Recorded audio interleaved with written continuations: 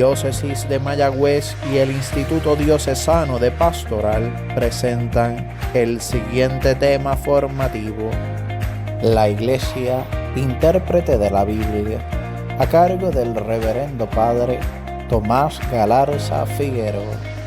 Escuchemos atentamente. Saludos, hermanos en Cristo y María.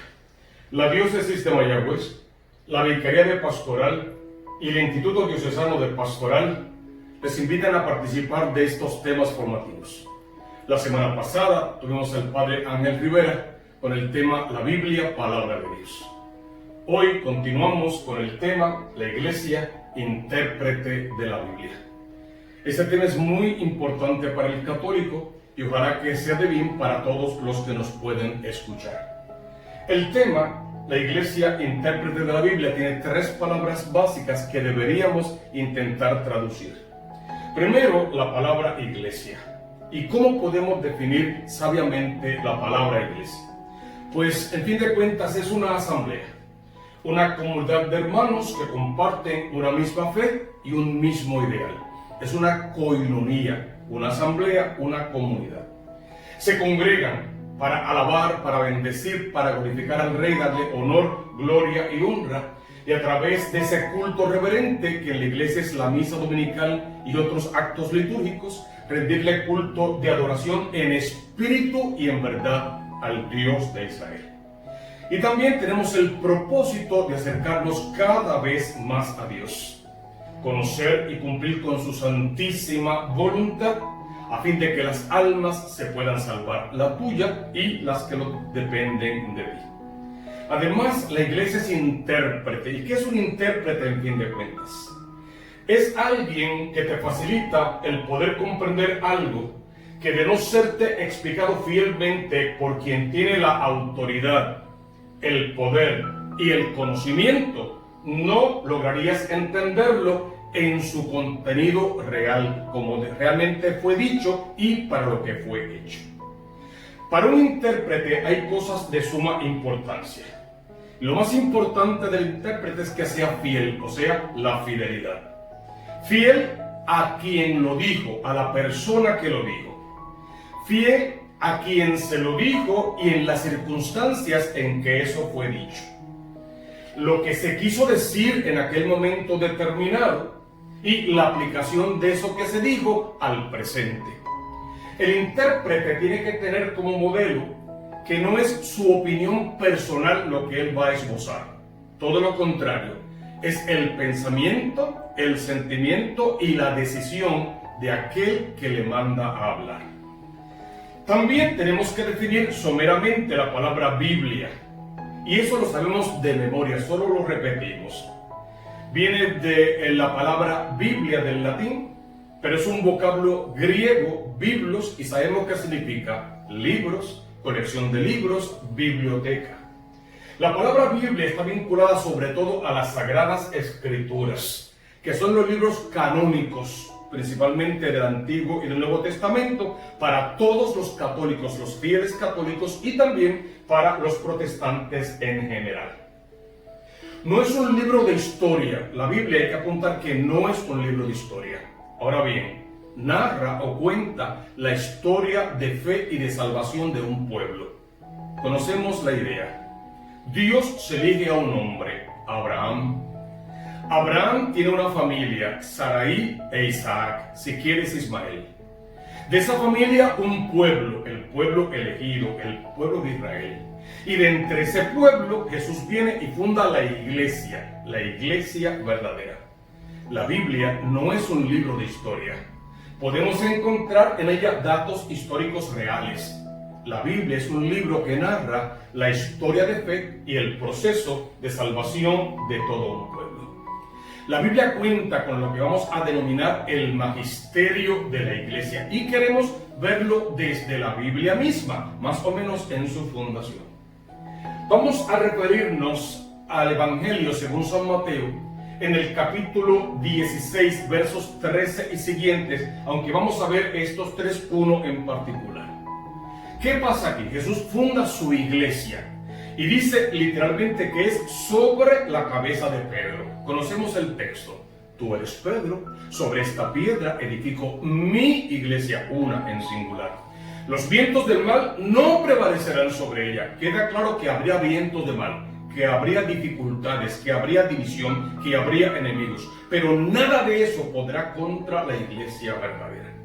Luego Jesús le dice a Pedro, tú eres Pedro, Cefas, Kefas, piedra, roca. Sobre esta piedra edifico mi iglesia, dejando a Pedro como su vicario, su representante aquí en la tierra, el primero de una sucesión. Y el verso 19 específicamente es el que nos interesa. Yo te daré las llaves del reino de los cielos.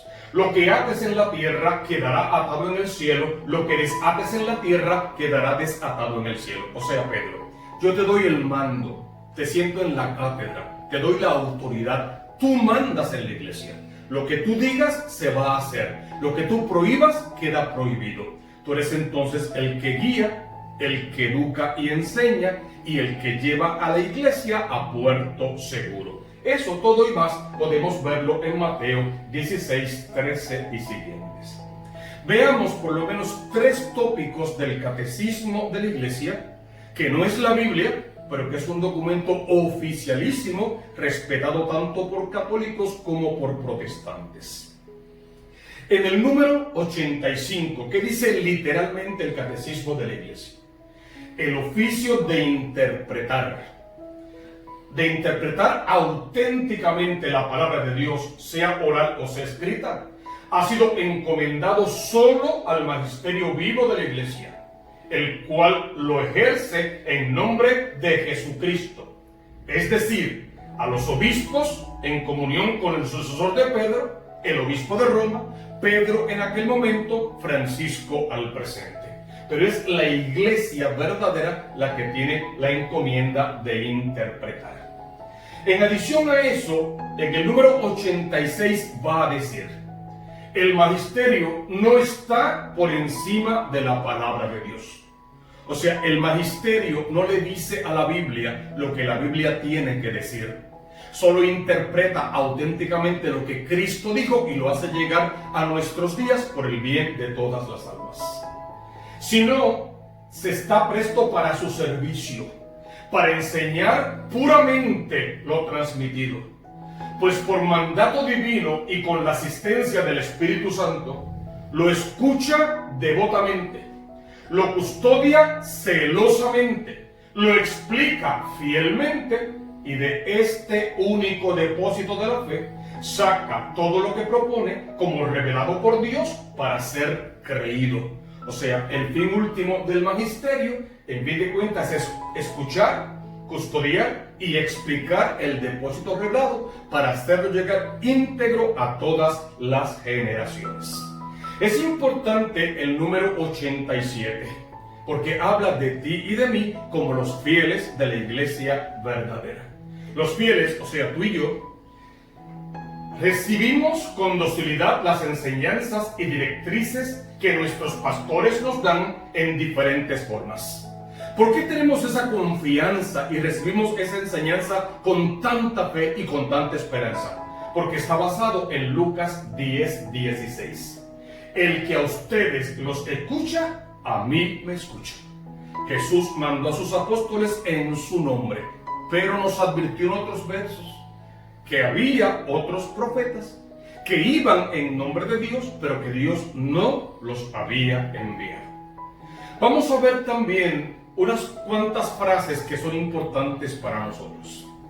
Mira, cuando la Iglesia Católica afirma categóricamente frente a los protestantes que la Iglesia es quien interpreta la Biblia según ellos automáticamente empiezan a hacer unas preguntas que a veces son hasta capciosas.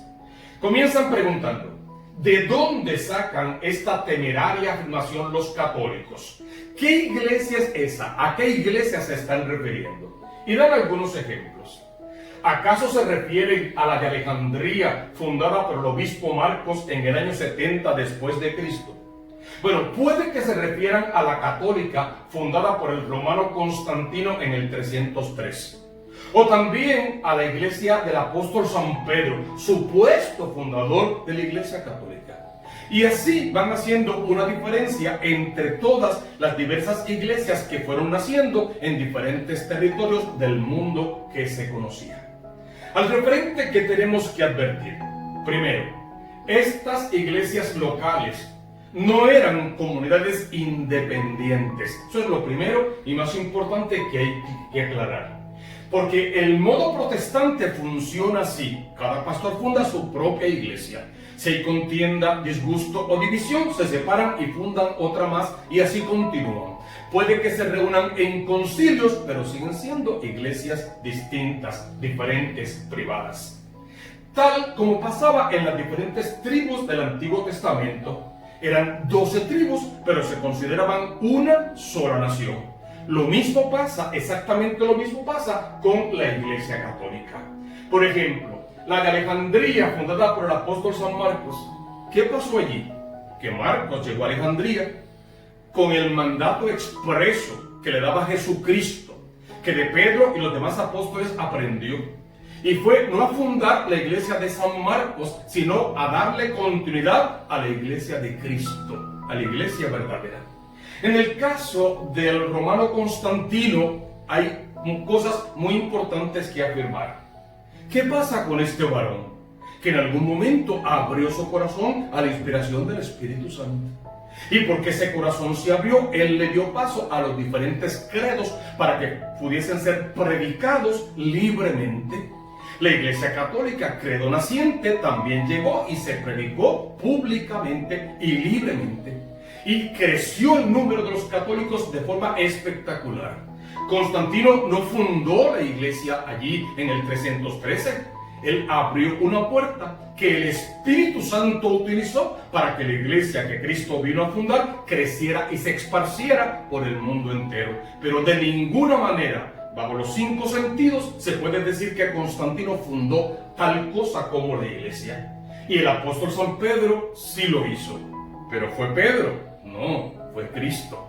Pedro fue el apóstol elegido. Sobre ti, sobre esta piedra, edificaré mi iglesia. ¿Qué es lo interesante? Pedro no era el discípulo más amado. Ese era Juan. Quizá no era el más sabio o el más inteligente o el más diligente. De hecho, negó a Cristo en 3 ocasiones. Y en un momento dado quiso oponerse a que Jesús subiese a Jerusalén. Tenía un montón de defectos. Entonces, ¿por qué es elegido? Porque abrió su corazón al Señor de manera particular.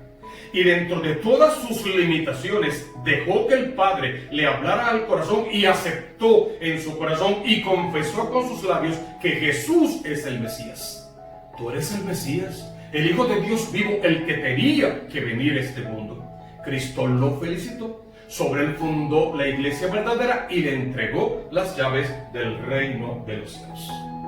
También es importante mencionar clara y clavemente lo que continúa. ¿Qué es lo que continúa? Mira, todas estas iglesias locales no eran comunidades independientes, al modo como funcionan los protestantes, sino que se reconocían unas a otras como parte de un mismo pueblo, tal como eran las diferentes tribus de Israel. Por eso San Pablo dispone en su carta a los colosenses que esa carta sea leída en la Odisea y que en Colosas se lea la carta que él envió a los laodicenses. Puedes leer eso, por favor, búscalo en tu Biblia en Primera de Colosenses, capítulo 4, versos 16. De hecho, espero que en este momento tengas tu Biblia en la mano, papel y lápiz, y estés tomando nota de todo lo que podemos decir. Además, esto quedará grabado para que puedas volver sobre este video y todos los videos semana por semana y sigas estudiando y poniéndote al día.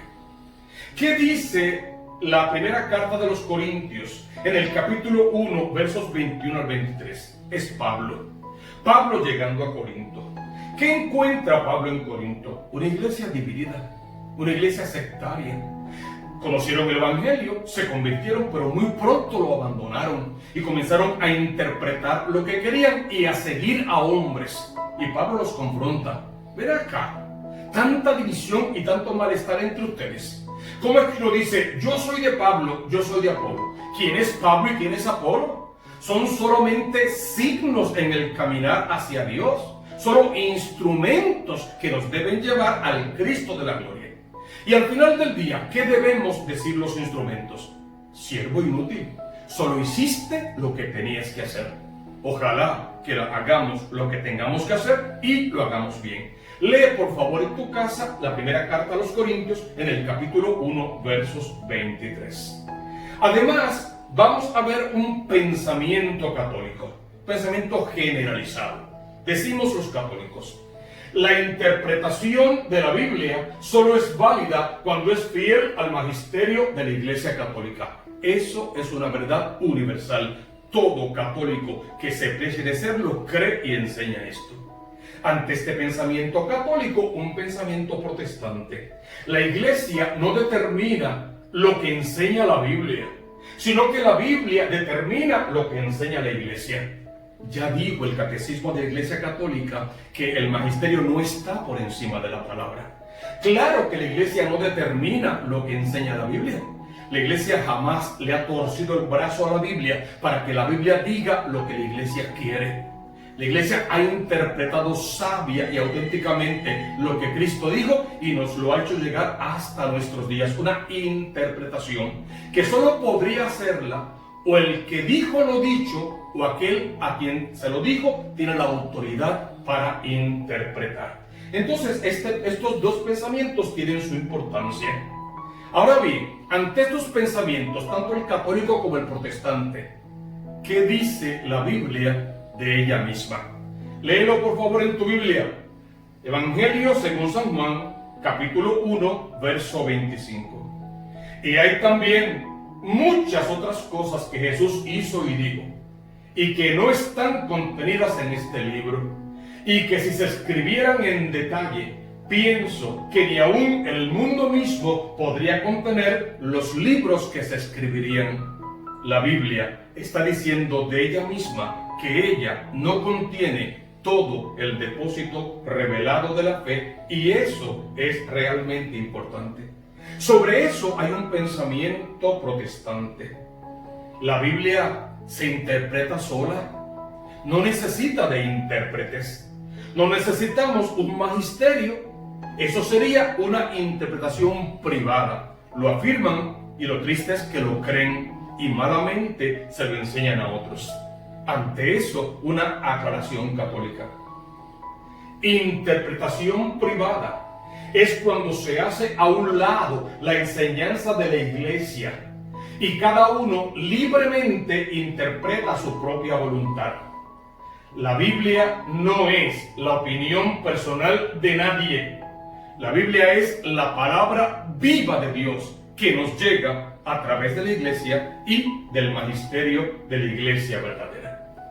Busca la Biblia, hermano. Es importante que leas conmigo en tu Biblia este texto bíblico. Búscala, por favor. Efesios 4. Lo leemos rápido porque puedes seguir leyéndolo en casa y puedes volver luego otra vez sobre este video. Dice Efesios 4 en el verso 1.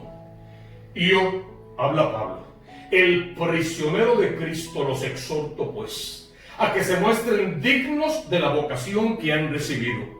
¿Cuál es esa vocación? Sean santos como el Padre del cielo es santo. Verso 2. Sean humildes y amables, sean comprensivos y sopórtense unos a otros. Sopórtense con amor. Si la vocación es a la santidad, el camino más fácil de llegar a ser santos es practicando la caridad, es el amor. ¿Qué dice el verso 3? Mantengan entre ustedes lazos de paz y permanezcan unidos.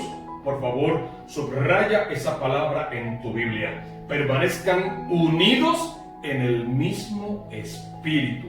Y a continuación nos va a dar las razones por las que eso debe ser así. Dice el verso 4. Un solo cuerpo y un mismo espíritu. Pues ustedes han sido llamados a una misma vocación y a una misma esperanza. Continúa el verso 5. Un solo Señor, una sola fe, un solo bautismo. Dice más.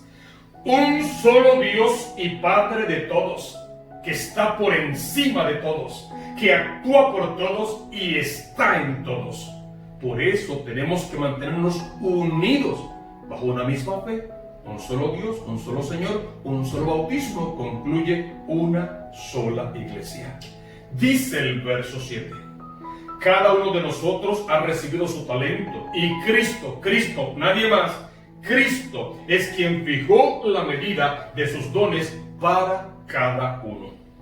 Luego vamos a leer, que es importantísimo, el verso número 6.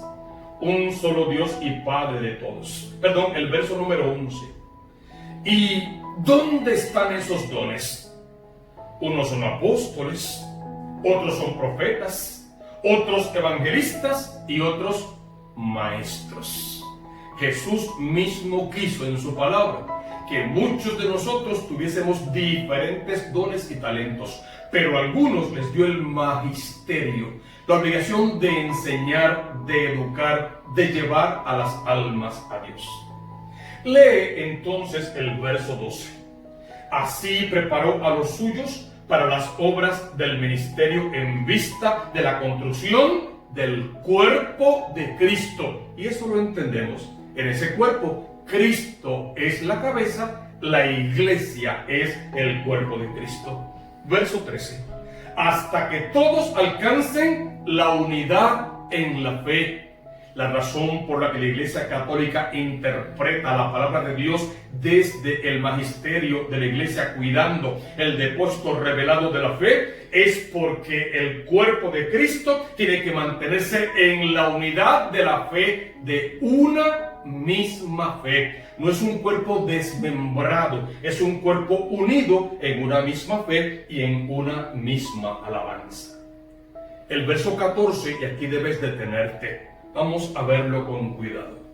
Entonces, no.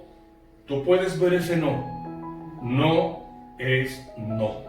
Entonces, no seremos ya niños a los que mueve cualquier oleaje, o viento de doctrina, o cualquier invento de personas astutas. ¿Cuál es el fin último de esos que nos predican oleajes, vientos de doctrina o inventos de personas astutas? Engañar. Son expertos en engañar. Por lo tanto, te dice la carta a los Efesios, en el verso 14 del capítulo 4, no seremos niños, hay que madurar en la fe, hay que crecer. No vamos a dejarnos mover por cualquier viento de doctrina. No somos veletas, podemos pensar, no tragamos entero, estudiamos y analizamos y nos mantenemos fieles a lo que la iglesia enseña, porque la iglesia enseña lo que Cristo le dejó para enseñar. Y cuidado con eso, que solo vienen a engañar, a predicarse a sí mismos, a rendirle culto a su ego y a robarnos, a arrancarnos la fe del fondo del corazón. Continúan igual el verso 15 y el verso 16 para que sepamos que aquel que es la cabeza es Cristo Jesús y para que así el cuerpo se vaya construyendo siempre en el amor. También podemos leer Mateo 7:15 y este es importante. ¿Qué lee Mateo 7:15? Cuídense de los falsos profetas.